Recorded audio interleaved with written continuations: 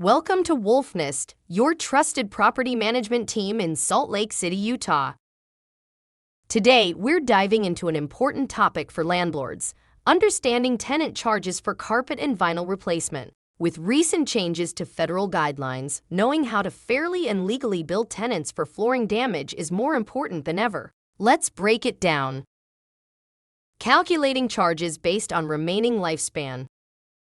Carpet now has an expected lifespan of 5 years, while vinyl and laminate flooring last an impressive 27.5 years. This means landlords must charge tenants based on the remaining value of the flooring when damage occurs. If a carpet is 3 years old and gets damaged, the tenant may be responsible for only 2 years' worth of depreciation. However, if a carpet is older than 5 years, its value is fully depreciated and landlords generally cannot charge for replacement. The same principle applies to vinyl and laminate, though with a much longer timeline. Exceptions to the depreciation rule: the useful life factor. While depreciation is the standard, exceptions exist. Some high-quality carpets last longer than expected, and if excessive tenant damage, like burns, stains, or pet destruction occurs, landlords may have grounds to charge beyond the depreciated value. Thorough move-in and move-out inspections with detailed documentation are crucial to justifying these charges. However, excessive deductions could lead to disputes, so it's important to be fair and transparent. Covering costs for flooring removal and installation.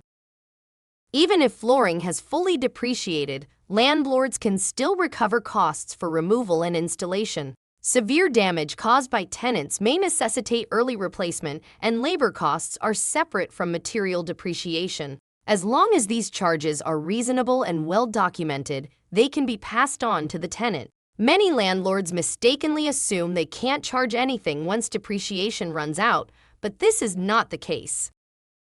Best practices for avoiding flooring disputes. To protect against disputes, landlords should follow best practices. Conduct thorough move-in and move-out inspections with high-quality photos. Clearly outline flooring maintenance expectations in the lease agreement, specifying tenant responsibilities. If deductions are necessary, provide tenants with a detailed breakdown of costs, including receipts and supporting evidence. Lastly, staying up to date with Utah property management regulations ensures landlords act fairly and legally when handling tenant charges. Navigating flooring damage and tenant charges can be complex, but you don't have to do it alone. Wolf Nest is here to help landlords with documentation, fair charge calculations, and security deposit disputes, ensuring a smooth and stress-free rental experience. Let us handle the details so you can focus on growing your investment. Contact Wolf Nest today.